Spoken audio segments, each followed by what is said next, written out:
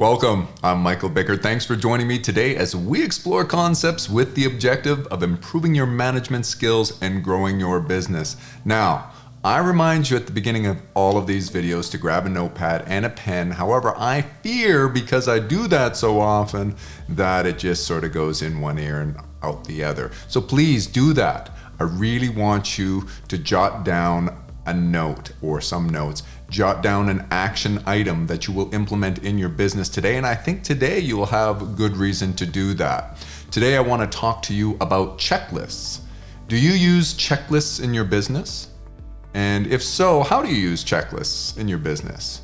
In what areas of your business? Are you using them in some departments, in some areas, and not in others? If you're not using checklists in your business, then you should be pausing right now and saying, okay, here's my note. I'm going to implement this action item today. I will create at least one checklist to try to improve a particular process, to try to streamline or whatever the benefits of the checklist may be. And that's what we're going to cover today. Why you should use checklists. You want to use checklists in your business. In fact, I would argue that each of you in some way are using checklists, although they may be mental checklists. Those who started the business from scratch, really small scale, very small team, probably started to engage in particular processes, different things that brought the product or service to fruition from point A to Z, from creating the product or service and delivering it to the customer. And you refine that over time. That's just natural. You got more efficient, you saw what worked, and you created more value, you innovated. That's great. And in doing that, you made little mental notes as you continue to improve things. And maybe as you continue to scale your business and grow your business, you as the founder and the person who knows the history of the innovations and everything, have it all stored in your head. You know exactly what things need to be done each and every time. And maybe you've experienced some symptoms in your business where other people newer to your team, your employees, are messing up more. They are creating more mistakes. You think that it's very obvious to them. You've trained them, you've shown them, maybe you've even documented through a standard operating procedure, which could be a form of a checklist, the instructions on how to do a particular task that is involved in the production of your product or service, in the logistics and the delivery of your product or service to your customer. And you get frustrated that why is it that it seems so straightforward to you and maybe not for your team? And it could be just based on the experience and the iterations. Time and again, you've gone through the process. So you're going through this mental checklist. You don't even have to think about it. There's something in I'm not a brain surgeon, but I know a little bit about, from documentaries on the brain and everything, that there are different sections of the brain that control what you do depending on how familiar you are with that task. So if we took, say, playing the piano, and unfortunately I don't know how to play the piano. I could play one or two songs and that I practice, but that's the thing, is that when you don't know how to do something like play the piano and you start to do it, there's one section of your brain that is engaged, and they've measured this. And then over time, by practicing and practicing, it actually has a different part of your brain that's engaged, and it becomes where you don't have to think about it. And you know that, you've experienced that. There are many things you do, maybe today while you were getting ready, you were tying a tie or brushing your teeth or something, and the task went by and you hardly even remember it. Driving can be that way. There are different sections of the brain based on how often you do something, and it's a conservation mechanism. The brain actually burns more calories when it's learning something new. You're actually burning calories listening to me if anything is new and you're learning.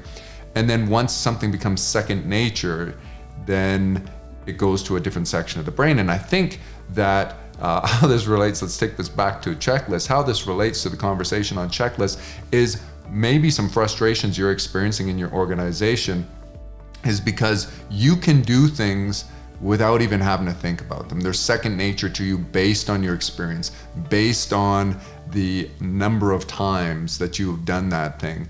And even though I said you're probably going through a mental checklist, you may not even have to think about it, but others in your organization will have to. So I want you to start creating checklists for even those things that you are responsible for, because you don't want to be responsible necessarily for those things forever. And as your business scales, as you grow, you may have to delegate those tasks to other people, and it will pay dividends that you took the time to itemize exactly, what are the steps, step 1, step 2, step 3. Here is something that I always do and somebody else doesn't do, and it like the competition doesn't do, and this really adds to the way the value our customers experience.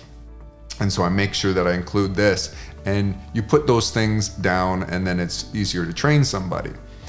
There's a bit of arrogance or confidence involved in saying you don't need a checklist, and I want you to sort of expel that. Leave that at the door and say, you know what, I want to be humble, and I want to understand that creating a checklist is an acknowledgement that we are all fallible. We're humans, we make mistakes, and this is a way of ensuring that we minimize those mistakes.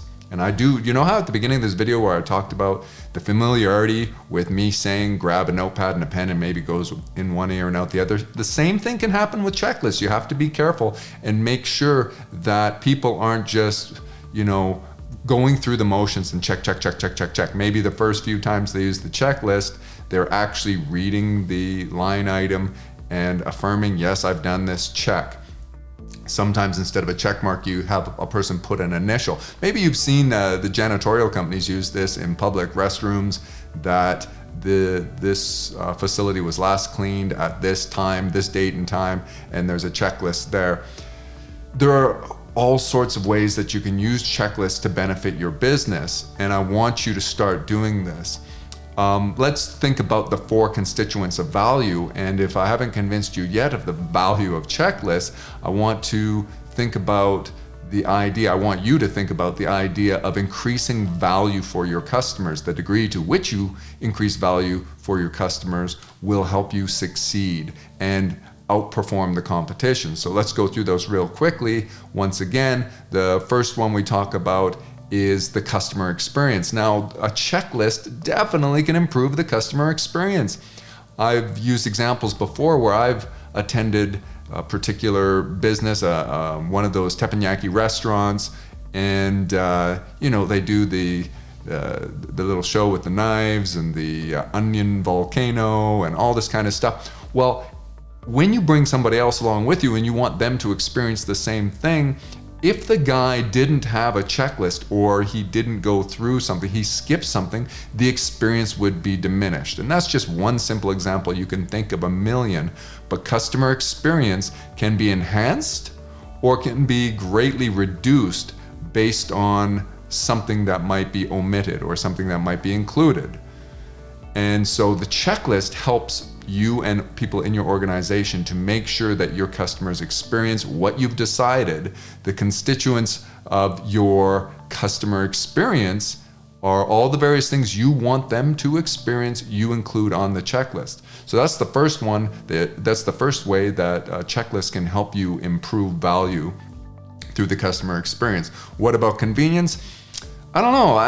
Off the top of my head, I'm not thinking about a checklist really improving convenience, but certainly there are ways, and maybe in the comments you can give some examples and think about your business. But I want you to go through this and think, well, how can I improve my customer convenience through the use of a checklist? And nothing comes immediate to mind right now while I'm sort of shooting from the hip on this, but quality, certainly. Checklist will improve quality. So if your production method, so maybe you're manufacturing something, whatever it is, whether you have a product or service, you are a contractor, you're in the healthcare industry or whatever, there are certain things that you need to do each and every time to ensure the greatest quality, the lack of defects, to minimize defects.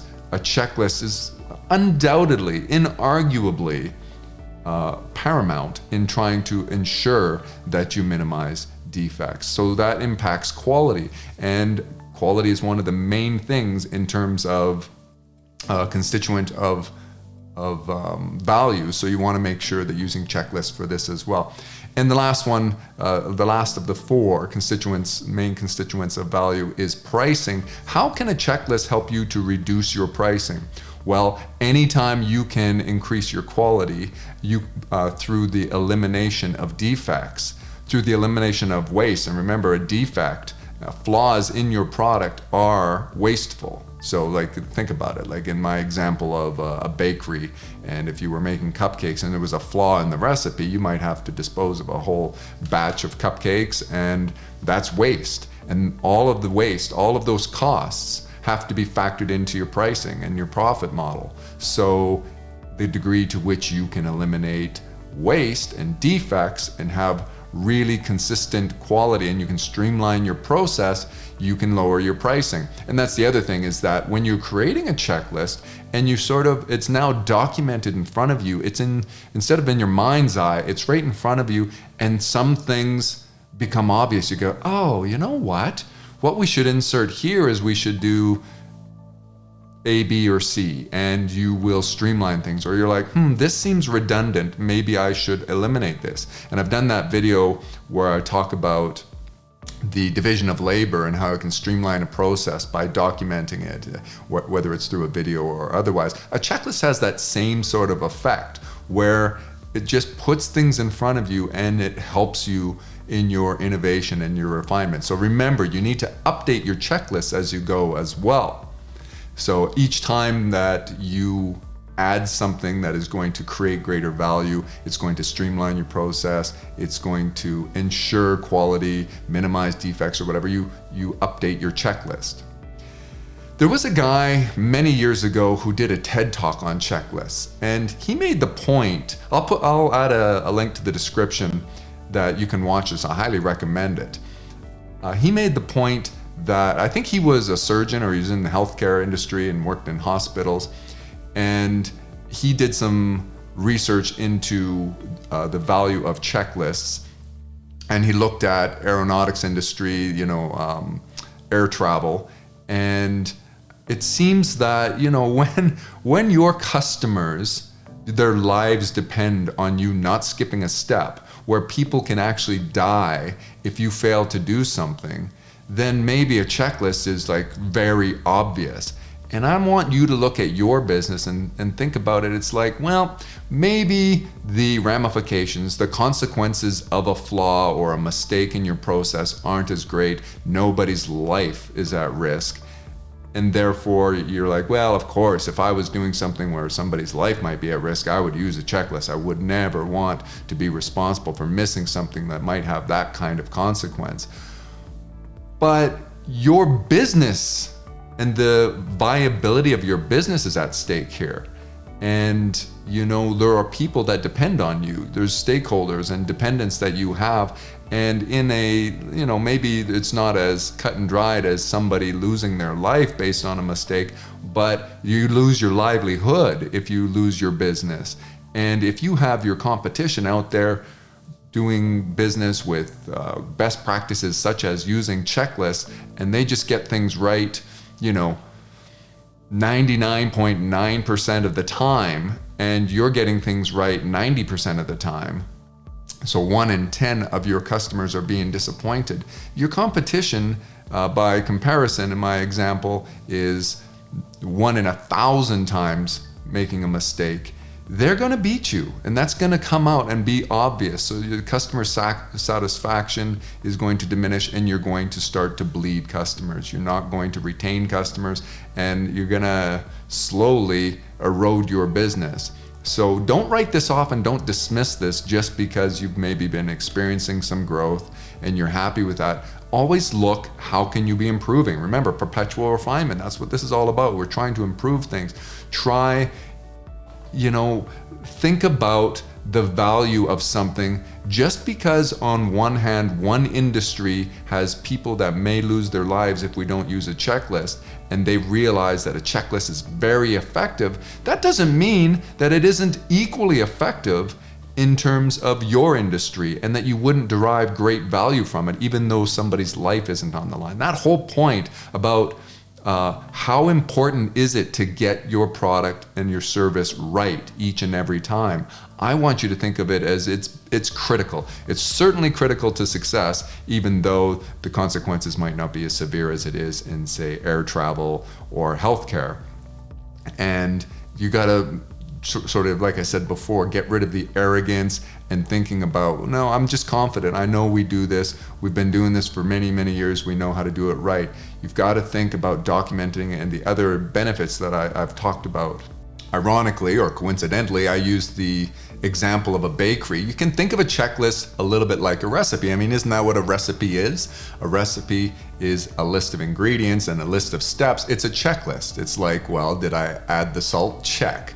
Did I add the baking powder? Check. Did I add the sugar? Check. And did I mix the wet ingredients? Check. You know, a recipe is in fact a checklist. And this is a recipe for success. You want a recipe for each of those things that you do in your business. What about the delivery process? What about the production process? What about the process that you use to ensure customer satisfaction, that you follow up with your customers?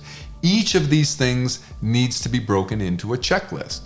Now, this sounds, again, probably daunting, and maybe you're like, boy, I've got so many things to do. Michael, just to listen to you for 20 minutes, that's a commitment maybe I can make. Maybe you watch it at double speed so that you can get it done in 10 minutes. But whatever you're saying to yourself about how much time you have in a day could be symptomatic of a need for streamlining things, delegating things, so that you can pay attention to implementing ideas like we're talking about today, the checklists.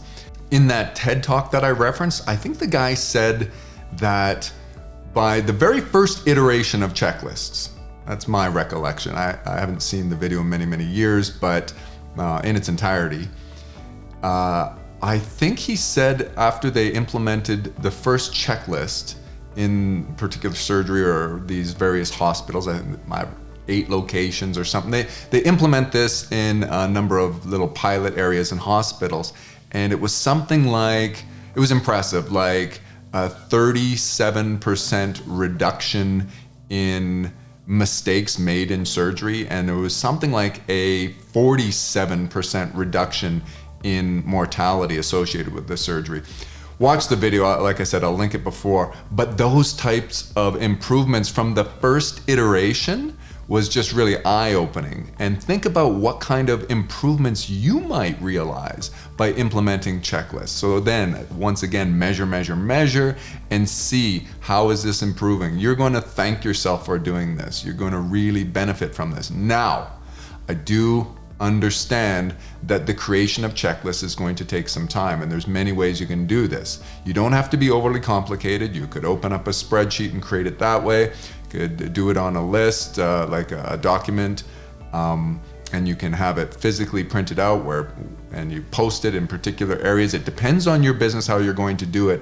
I would really encourage you to reach out to us if you want us to develop the checklists for you. We can walk you through your processes. In other words, have you tell us what your processes are. We can create a checklist from that, and we can also digitize this. We can create apps that will be available on your mobile device, on tablets, that could be used on desktop computers, whatever in your organization, and you don't necessarily have to have a bunch of paper checklists. I don't want to diminish the value or dismiss the value of a paper checklist. In fact, probably keeping it simple, stupid is a really good idea for checklists, but there are ways to do this where there's a lot of automation. So once a person checks, yes, this is done, it can send an email to somebody else, and all sorts of ways that you can automate and streamline the workflow. And so checklists could be a great place to start to implement some of these other innovations and improvement in your business. The other thing that if we can create these tools for you digitally, or if you have the skills to do this yourself,